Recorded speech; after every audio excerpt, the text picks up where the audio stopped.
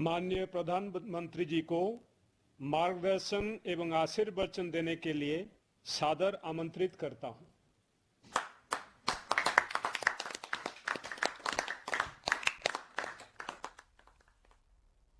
नमस्कार जी। केंद्रीय कृषि एवं किसान कल्याण मंत्री श्रीमान नरेंद्र सिंह तोमर जी,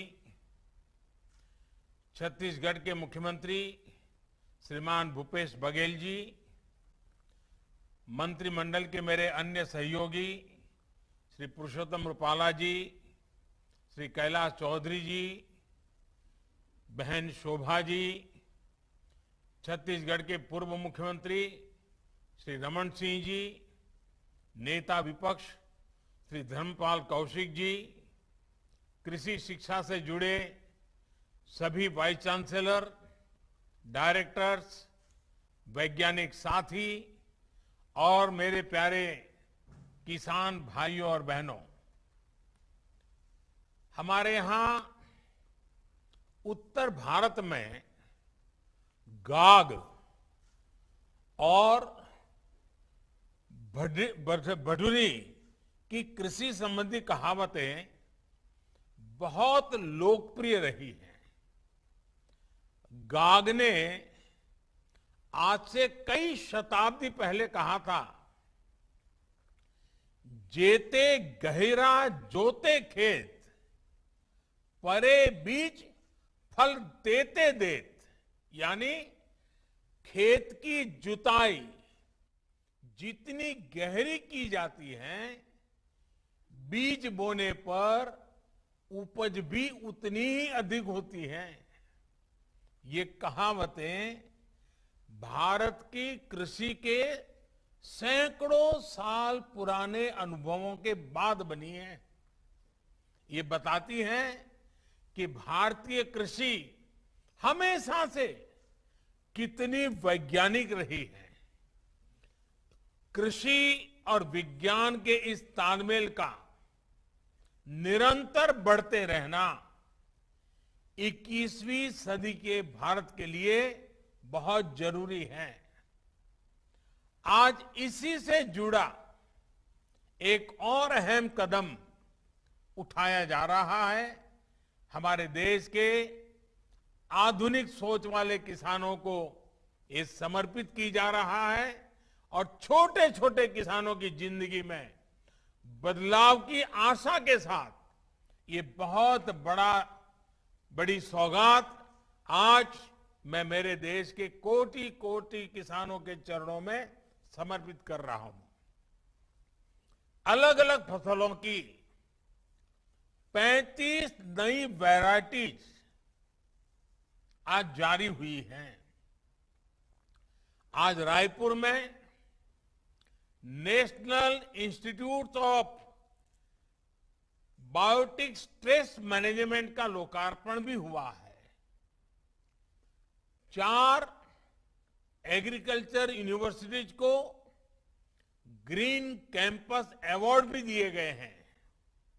मैं आप सभी को, देश के किसानों को, कृषि वैज्ञानिकों को बहुत बहुत बधाई देता हूं। साथियों, बीते 6-7 सालों में साइंस और टेक्नोलॉजी को खेती से जुड़ी चुनौतियों के समाधान के लिए प्राथमिकता के आधार पर उपयोग किया जा रहा है। विशेष रूप से बदलते हुए मौसम में नई परिस्थितियों के अनुकूल अधिक पोषण युक्त बीजों, इस पर हमारा फोकस बहुत अधिक है। हाल के वर्षों में अलग अलग फसलों की ऐसी 1300 से अधिक सीड वैरायटी, बीज की विविधताएं तैयार की गई हैं। इसी श्रृंखला में आज 35 और क्रॉप वैरायटीज देश के किसानों के चरणों में समर्पित की जा रही है। ये क्रॉप वैरायटीज, ये बीज जलवायु परिवर्तन के प्रभाव से खेती की सुरक्षा करने और कुपोषण मुक्त भारत के अभियान में बहुत सहायक होने वाला ये हमारे वैज्ञानिकों की खोज का परिणाम है। ये नई वैरायटीज मौसम की कई तरह की चुनौतियों से निपटने में सक्षम तो है ही, इनमें पौष्टिक तत्व भी ज्यादा है। इनमें से कुछ वैरायटी कम पानी वाले क्षेत्रों के लिए है, कुछ क्रॉप गंभीर रोगों से सुरक्षित है, कुछ जल्दी तैयार हो जाने वाली है, कुछ खारे पानी में भी हो सकती है। यानी देश की अलग अलग परिस्थितियों को ध्यान में रखते हुए इन्हें तैयार किया गया है। छत्तीसगढ़ के National Institute of Biotic Stress Management के तौर पर देश को एक नया वैज्ञानिक काम के लिए राष्ट्रीय संस्थान मिला है।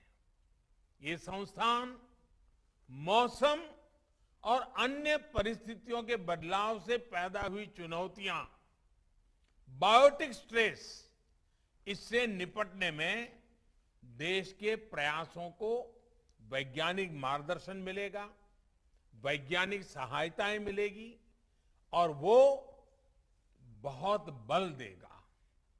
यहां से जो मैन पावर ट्रेन होगा, जो हमारा युवा धन तैयार होगा, वैज्ञानिक मन मस्तिष्क के साथ जो हमारा वैज्ञानिक तैयार होगा, जो यहां पर समाधान तैयार होंगे, जो सॉल्यूशन निकलेंगे, वो देश की कृषि और किसानों की आय बढ़ाने में कारगर सिद्ध होंगे।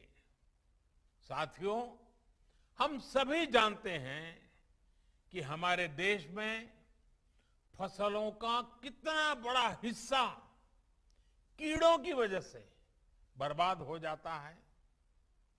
इससे किसानों का भी बहुत नुकसान होता है। पिछले वर्ष ही कोरोना से लड़ाई के बीच में हमने देखा है कि कैसे टिड्डी दल ने भी अनेक राज्यों में बड़ा हमला कर दिया था। भारत ने बहुत प्रयास करके तब इस हमले को रोका था। किसानों का ज्यादा नुकसान होने से बचाने का भरपूर प्रयास किया गया था। मैं समझता हूं कि इस नए संस्थान पर बहुत बड़ा दायित्व है और मुझे विश्वास है कि यहां काम करने वाले वैज्ञानिक देश की उम्मीदों पर खरा उतरेंगे। साथियों, खेती किसानी को जब संरक्षण मिलता है, सुरक्षा कवच मिलता है, तो उसका और तेजी से विकास होता है। किसानों की जमीन को सुरक्षा देने के लिए उन्हें अलग अलग चरणों में 11 करोड़ सॉइल हेल्थ कार्ड दिए गए हैं। इसकी वजह से किसानों को अपनी जो जमीन है उसकी क्या मर्यादाएं हैं, उस जमीन की क्या शक्ति है, किस प्रकार के बीज बोने से, किस प्रकार की फसल बोने से अधिक लाभ होता है, दवाइयां कौन सी जरूरी पड़ेगी, फर्टिलाइजर कौन सा जरूरी पड़ेगा, ये सारी चीजें उस सॉइल हेल्थ कार्ड के कारण, जमीन की सेहत का पता चलने के कारण, कि इसकी वजह से किसानों को बहुत लाभ हुआ है, उनका खर्चा भी कम हुआ है और उपज भी बढ़ी है। उसी प्रकार से यूरिया की 100% से 100% नीम कोटिंग करके हमने खाद को लेकर होने वाली चिंता को भी दूर किया। किसानों को पानी की सुरक्षा देने के लिए हमने सिंचाई परियोजनाएं शुरू की। दशकों से लटकी करीब करीब 100 सिंचाई परियोजनाओं को पूरा करने का अभियान चलाया। बहुत बड़ी मात्रा में बजट लगा दिया इसके लिए।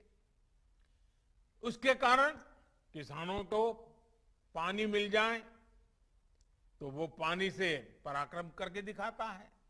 उसी प्रकार से पानी बचाने के लिए हमने माइक्रो इरिगेशन, स्प्रिंकलर, उन चीजों के लिए भी बड़ी आर्थिक मदद करके किसानों तक ये व्यवस्थाएं पहुंचाने का प्रयास किया। फसलों को रोगों से बचाने के लिए, ज्यादा उपज के लिए किसानों को नई नई वैरायटी के बीज दिए गए। किसान खेती के साथ साथ बिजली पैदा करे, अन्नदाता, ऊर्जा दाता भी बने, अपनी खुद की जरूरतें भी पूरी कर सके। इसके लिए पीएम कुसुम अभियान भी चलाया जा रहा है। लाखों किसानों को सोलर पंप भी दिए गए हैं। उसी प्रकार से आज तो मौसम के विषय में तो हमेशा दुनिया भर में चिंता का विषय बना हुआ है। अभी हमारे छत्तीसगढ़ के मुख्यमंत्री जी भी कितने प्रकार की प्राकृतिक आपदाएं आती हैं, क्लाइमेट चेंज के कारण क्या क्या मुसीबतें आती है, बड़े अच्छे ढंग से उन्होंने वर्णन किया।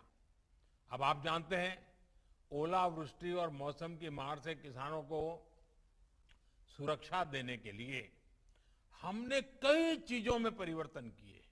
पहले के सारे नियमों में बदलाव लाए ताकि किसान को सर्वाधिक लाभ हो, इस नुकसान के समय उसको दिक्कत न आए, ये सारे परिवर्तन किए।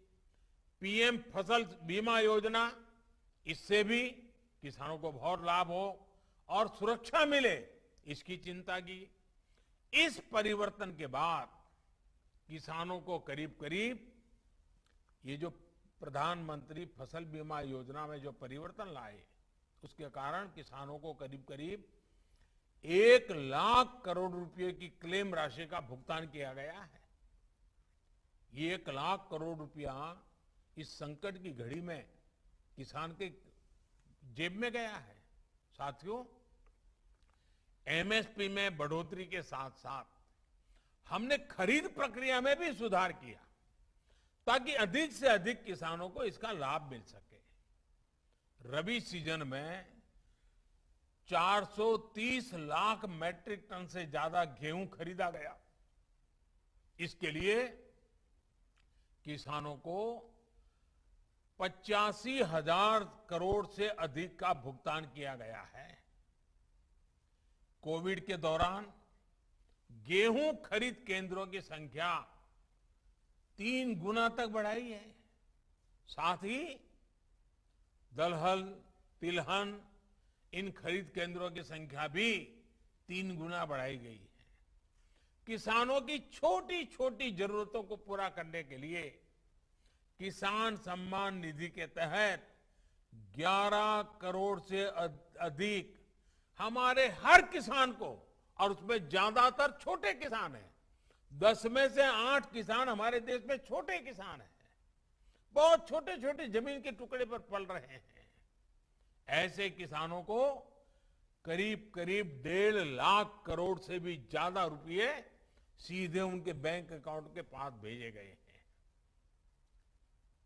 इसमें से 1 लाख करोड़ रुपए से अधिक राशि तो इसी कोरोना काल में भेजी गई है।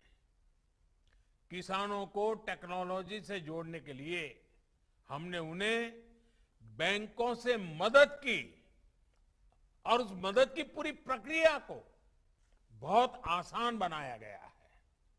आज किसानों को और बेहतर तरीके से मौसम की जानकारी मिल रही है। हाल ही में अभियान चलाकर 2 करोड़ से ज्यादा किसानों को किसान क्रेडिट कार्ड दिए गए हैं। मछली पालन करने वाले और डेयरी सेक्टर से जुड़े किसानों को भी किसान क्रेडिट कार्ड से जोड़ा गया है, केसीसी से जोड़ा गया है। 10,000 से ज्यादा किसान उत्पादक संगठन हो, ई नाम योजना के तहत ज्यादा से ज्यादा कृषि मंडियों को जोड़ना हो, मौजूदा कृषि मंडियों का आधुनिकीकरण हो, ये सारे कार्य तेज गति से किए जा रहे हैं। देश के किसानों और देश की कृषि से जुड़े जो काम बीते 6-7 वर्षों में हुए हैं, उन्होंने आने वाले 25 वर्षों के बड़े राष्ट्रीय संकल्पों की सिद्धि के लिए, क्योंकि 25 साल के बाद हमारा देश आजादी की शताब्दी मनाएगा।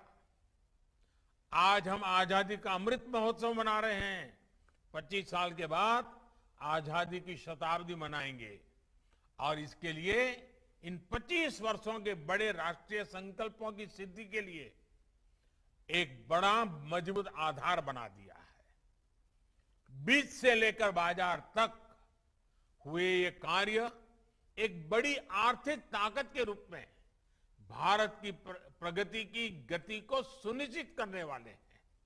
साथियों, हम सब जानते हैं कि एग्रीकल्चर एक प्रकार से राज्य का विषय है और इसके विषय में अनेक बार लिखा भी जाता है कि भाई ये तो राज्य का विषय है, भारत सरकार को उसको कुछ नहीं करना चाहिए, ऐसा भी कहा जाता है क्योंकि स्टेट सब्जेक्ट है। और मैं जानता हूं, क्योंकि मुझे भी कई वर्षों तक गुजरात में मुख्यमंत्री के रूप में काम करने का अवसर मिला था। गुजरात का मुख्यमंत्री रहते हुए, क्योंकि राज्य की विशेष जिम्मेवारी है ये मैं जानता था और इस जिम्मेवारी को मुझे निभाना चाहिए, ये मुख्यमंत्री के नाते मैं पूरी कोशिश करता था। गुजरात का मुख्यमंत्री रहते हुए मैंने कृषि व्यवस्था को, कृषि नीतियां और उनके खेती पर प्रभावों को बहुत निकट से अनुभव किया। और अभी हमारे नरेंद्र सिंह जी तोमर मेरे गुजरात के कार्यकाल में क्या मैं काम कर रहा था उसका भी बड़ा वर्णन कर रहे थे। एक समय था जब गुजरात में खेती कुछ फसलों तक ही सीमित थी। गुजरात के एक बड़े हिस्से में पानी के अभाव से किसान खेती छोड़ चुके थे।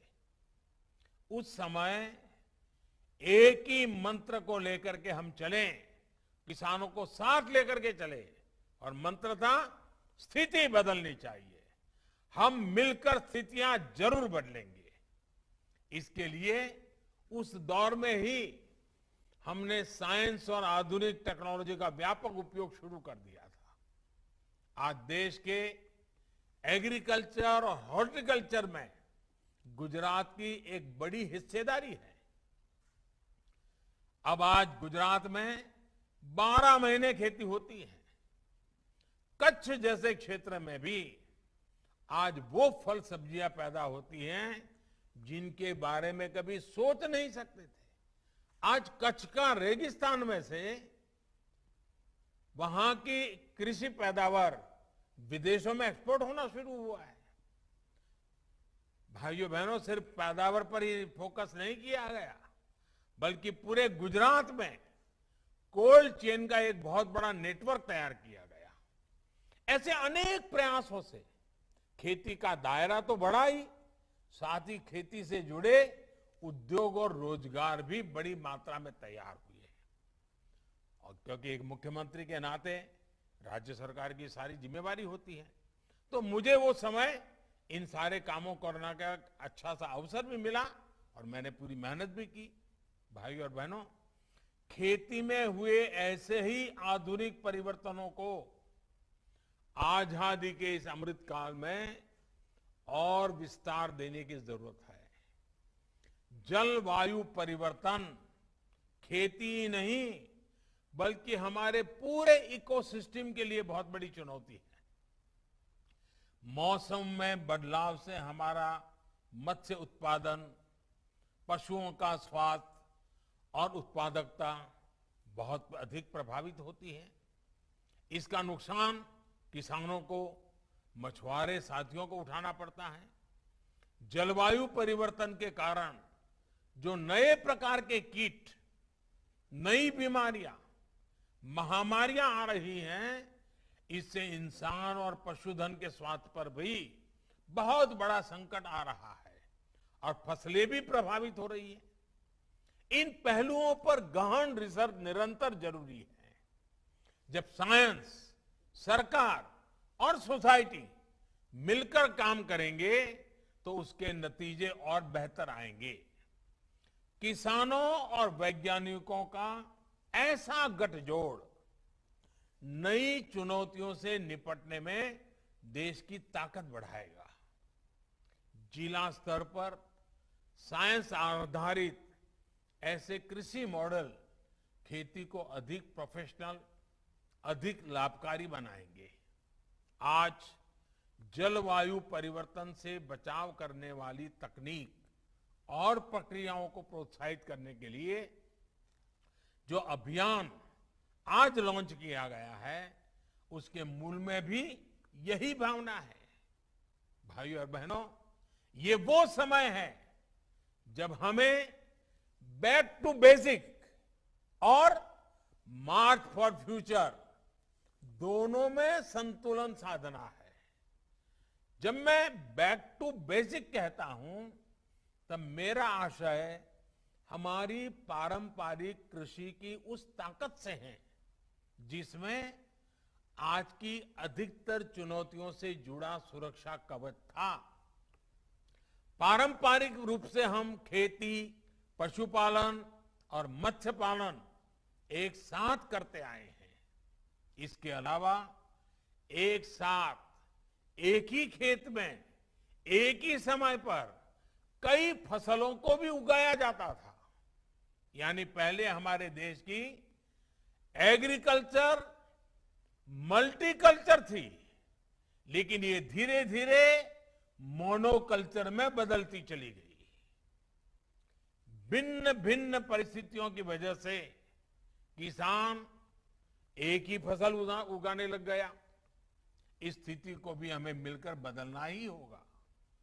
आज जब क्लाइमेट चेंज की चुनौती बढ़ रही है, तो हमें अपने कार्यों की गति को भी बढ़ाना होगा।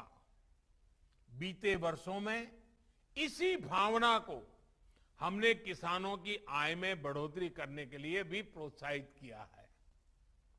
किसान को सिर्फ फसल आधारित इनकम सिस्टम से बाहर निकालकर उन्हें वैल्यू एडिशन और खेती के अन्य विकल्पों के लिए भी प्रेरित किया जा रहा है।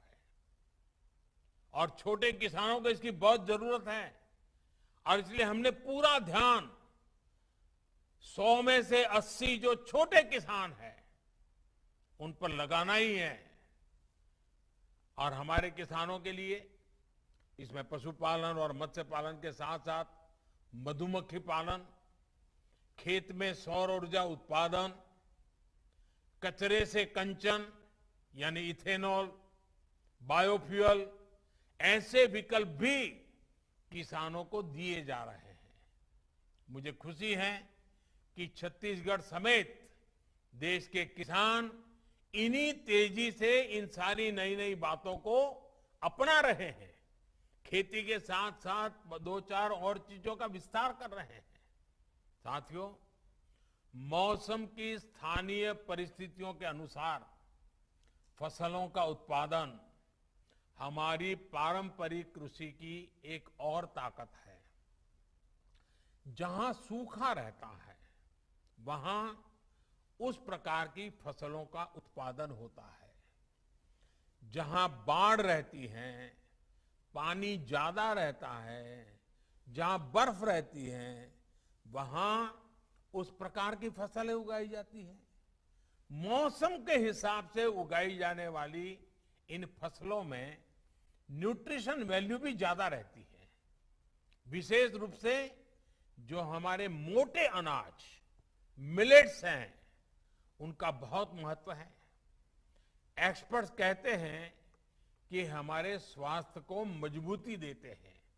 इसलिए आज की लाइफस्टाइल में जिस प्रकार की बीमारियां बढ़ रही हैं, उनको देखते हुए हमारे इन मिलेट्स की डिमांड बहुत अधिक बढ़ रही है।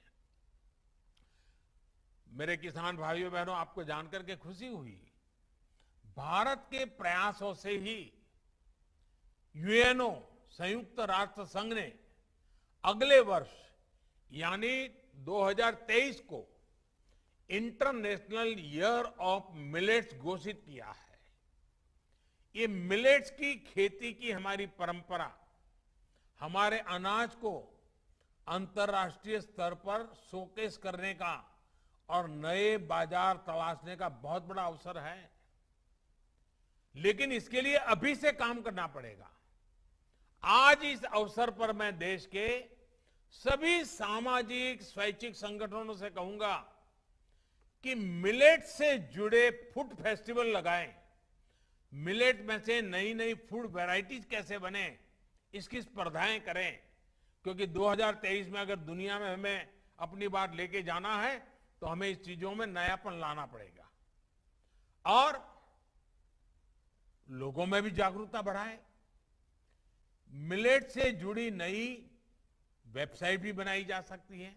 लोग आए, मिलेट से क्या क्या बन सकता है, क्या कैसे बन सकता है, क्या फायदा हो सकता है, एक जागरूकता का अभियान चल सकता है। मैं मानता हूं कि इसके फायदे क्या होते हैं, इससे जुड़ी रोचक जानकारी हम इस वेबसाइट पर रख सकते हैं ताकि लोग उसके साथ जुड़ सकते हैं।